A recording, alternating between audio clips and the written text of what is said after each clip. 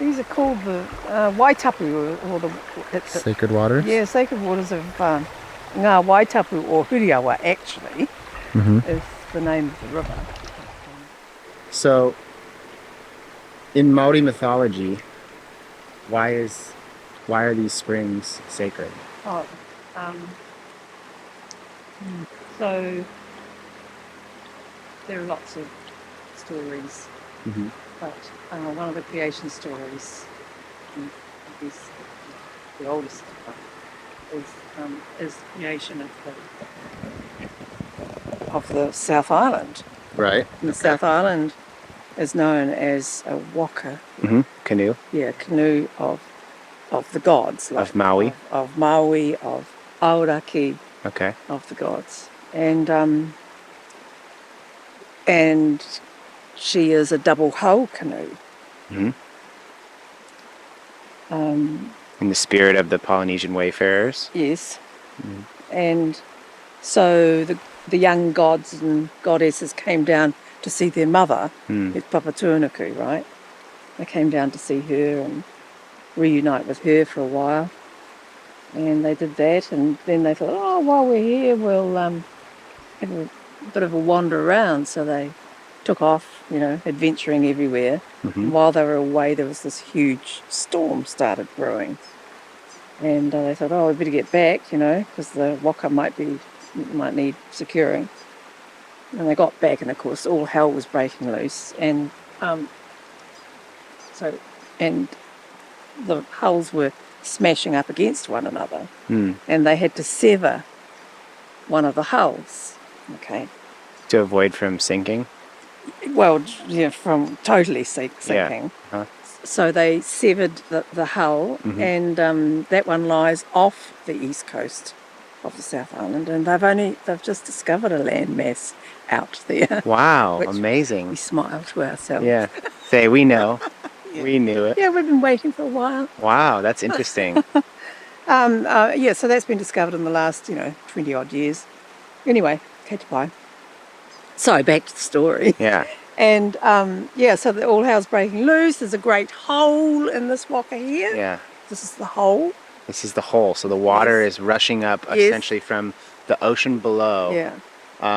In the mythology, there's a hole in the canoe. Yes. And this is that hole. Yes, and how are we going, and so they were struggling to keep this waka afloat. Yeah. However, there was a kaitiaki or guardian who lived in the bilge of the waka. And her name is Huriawa. Okay. She's still there. Yeah. She clears out all the aquifers. That's her job here. Yeah. But at that time, all hell was breaking loose. She was losing the battle, keeping the waka afloat. Yeah. So she called on her friends, the 7 whales. Ah. And 7 whales came. Wow. And they're holding up the waka. Wow, that's beautiful. Isn't it amazing? Yeah. Now, I'll tell you. Okay, so that's that bit. That's the ancient story. And we'll come forward to this century. Yeah. So when my cousin and I were fighting to get a management plan in here for years and years and years. Didn't happen, wouldn't happen. Nobody was interested. Anyway, we finally, it finally started to happen. So the first meeting, the weekend of June the 10th, I think it was, 1999. Now, I lived in Canterbury at the time, you see, and my mummy was living with me. And of course, we were coming up to be present during that discussion. And so I worked in Christchurch, and I lived in the foothills of the mountains here. So I had to travel across the Canterbury Plains every day, backwards and forwards to work. So I'm driving home on the Thursday. We're heading up on the Friday. Driving home, beautiful sunset, not a cloud in the sky. And, pink, purple mountains, just beautiful. And so I'm driving along there, and then I just happened to look up when I'm going around the biggest bend on the plains, and there's 2 clouds, boom, boom, straight above me. And they were in the shape of some rock drawings that are down in a cave in South Canterbury. So I thought, this looks promising. Like an omen. Yeah. Yes, exactly. Yeah. Yes, exactly. So, you know, the ancient ones who drew the caves, they're with us in spirit. So Papatuanuki is looking on. Yeah, and the old ones who drew these drawings, which are still in the caves, you know, their Wairua was coming through. So I thought, oh, that's good. It's going to be okay. Anyway, so that's okay. So drive. I get to the last couple of kilometres. I've got it, and you come into the valley. You see where I lived, and at the top of the valley there's a mountain, and her name is Wharariki.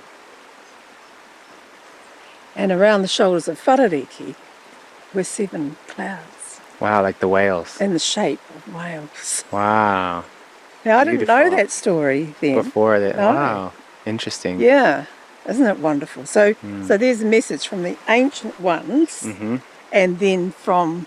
Right through to now. Yeah. Beautiful. Yeah. Because we believe, you know, our whakapapa comes... Well, we're all connected, you see.